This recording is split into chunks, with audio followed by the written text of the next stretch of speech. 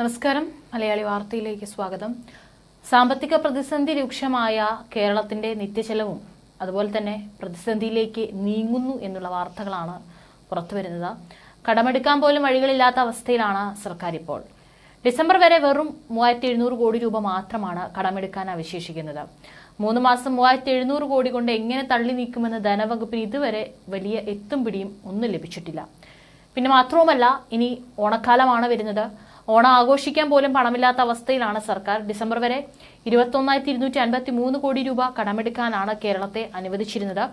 ഇതിൽ 3700 കോടി ഒഴികെയുള്ളത് ഇതിനോടകം കടമെടുത്തു കഴിഞ്ഞു. ഡിസംബറിന് ശേഷം മാർച്ച് വരെ കേന്ദ്രം എത്ര അനുവദിക്കുമെന്നും ഇപ്പോൾ നിശ്ചയമില്ല. പ്രൊവിഡന്റ് ഫണ്ടും ട്രഷറി നിക്ഷേപവും ഉൾപ്പെടെയുള്ള പൊതു അക്കൗണ്ട് കണക്കാക്കി കടം വെട്ടിക്കുറച്ചതിൽ അപാകതയുണ്ടെന്ന് സംസ്ഥാനം അറിയിച്ചിട്ടുണ്ട്. എന്നാൽ കടപ്പരിധിയിൽ മാറ്റം വരുത്താനുള്ള തീരുമാനം ഇതുവരെ ഉണ്ടായിട്ടില്ല. സപ്ലൈകോ 500 കോടി ആവശ്യപ്പെട്ടിട്ടുണ്ട്. ബോണസ്, ഉത്സവ ഭത്ത, ഓണം അഡ്വാൻസ് എന്നിവ നൽകുന്നതിന് 700 കോടി രൂപ വേണം. അസംഘടിത മേഖലയിൽ ഉൾപ്പെടെ ആനുകൂല്യം നൽകാൻ 600 കോടി വേണം. കടപ്പരിധി നിർണ്ണയിക്കുന്ന കേന്ദ്ര മാനദണ്ഡത്തിനെതിരെ കേരളം നൽകിയ കേസ് സുപ്രീം കോടതി ഭരണഘടനാ ബെഞ്ചിന് വിട്ടിട്ടുണ്ട്. ക്ഷേമ പെൻഷൻ കുടിശ്ശികയിൽ 2 ഗഡു ഈ വർഷം നൽകുമെന്ന് മുഖ്യമന്ത്രി പറഞ്ഞത് പാലിക്കണമെങ്കിൽ 1 ഗഡു ഓണത്തിനും മറ്റൊന്ന് ക്രിസ്മസിനും നൽകണം. ഇപ്പോൾ അതത് മാസം ക്ഷേമ പെൻഷൻ നൽകുന്നുണ്ട്. കുടിശ്ശിക ചേർത്ത് ഓണത്തിന് 2 മാസത്തെ പെൻഷൻ നൽകാൻ 1900 കോടി രൂപ വേണം. കേരളം കടന്നുപോകുന്ന കടുത്ത സാമ്പത്തിക പ്രതിസന്ധിയെക്കുറിച്ച് ധനമന്ത്രി അടുത്തിടെ കാര്യമായി തന്നെ തുറന്നു പറഞ്ഞിരുന്നു. പാർട്ടിക്ക് ലോക്സഭാ തെരഞ്ഞെടുപ്പിൽ തോൽവി നേരിടേണ്ടി വന്നതിലടക്കം വിമർശന വിധേയനാകുന്നത് ബാലഗോപാലാണ്. ഇതിനിടെയാണ് ധനപ്രതിസന്ധി നെറുകം തലയിൽ എത്തി നിൽക്കുന്നത്. ഒന്നാം പിണറായി സർക്കാരിന്റെ കാലത്ത് പ്രതിവർഷം ശരാശരി 1,20,00,000 രൂപയായിരുന്നു ചെലവ്. എന്നാൽ കഴിഞ്ഞ 3 വർഷത്തെ ശരാശരി പ്രതിവർഷ ചെലവ് 1,60,00,000 രൂപയായി ഉയർന്നുവെന്നാണ് ബാലഗോപാൽ ഇത്തരം വിമർശകർക്ക് മറുപടിയായി പറയുന്നത്.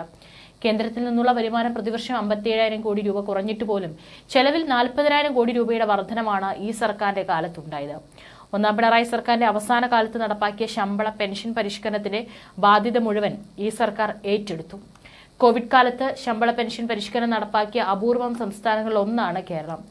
ഒന്നാം പിണറായി സർക്കാരിന്റെ ക്ഷാമബത്ത കുടിശ്ശിക, അതായത് 2017 മുതൽ 2021 വരെ ജീവനക്കാരുടെ പ്രൊവിഡന്റ് ഫണ്ടിൽ ക്രെഡിറ്റ് ചെയ്തത് ഈ സർക്കാർ വന്ന ശേഷമാണ്. ഇത് സർക്കാരിന്റെ ബാധ്യതയായി കണക്കാക്കിയ കേന്ദ്ര സർക്കാർ കടമെടുക്കാവുന്ന തുക വെട്ടിക്കുറച്ചു. സർവീസ് പെൻഷൻ പരിഷ്കരണ കുടിശ്ശികയും വർദ്ധിപ്പിച്ച സാമൂഹിക സുരക്ഷാ പെൻഷനും ഈ സർക്കാരാണ് നൽകിയത്. കഴിഞ്ഞ സർക്കാർ കൊണ്ടുവന്ന കിഫ്ബി ഇതുവരെ 30,000 കോടിയിലധികം രൂപയാണ് ചിലവഴിച്ചത്. ഇതിൽ 20,000 കോടിയും ഈ സർക്കാരാണ് ചിലവാക്കിയത്. സാമൂഹിക സുരക്ഷാ പെൻഷനായി 8,000 കോടി രൂപ ഉമ്മൻചാണ്ടി സർക്കാരും 32,000 കോടി രൂപ കഴിഞ്ഞ സർക്കാരും നൽകി. ഈ സർക്കാർ 3 വർഷം കൊണ്ട് മാത്രം 27,000 കോടി നൽകി. കേന്ദ്ര സർക്കാർ ശ്വാസം മുട്ടിക്കാൻ ശ്രമിക്കുമ്പോഴും ഈ ബാധ്യതകളും ഉത്തരവാദിത്തങ്ങളും എല്ലാം ഏറ്റെടുത്താണ് മുൻപോട്ട് പോകുന്നത്. ചെലവുകളിൽ കുറവ് വരുത്താൻ ഉദ്ദേശിക്കുന്നില്ലെന്നാണ് മന്ത്രി വ്യക്തമാക്കുന്നത്.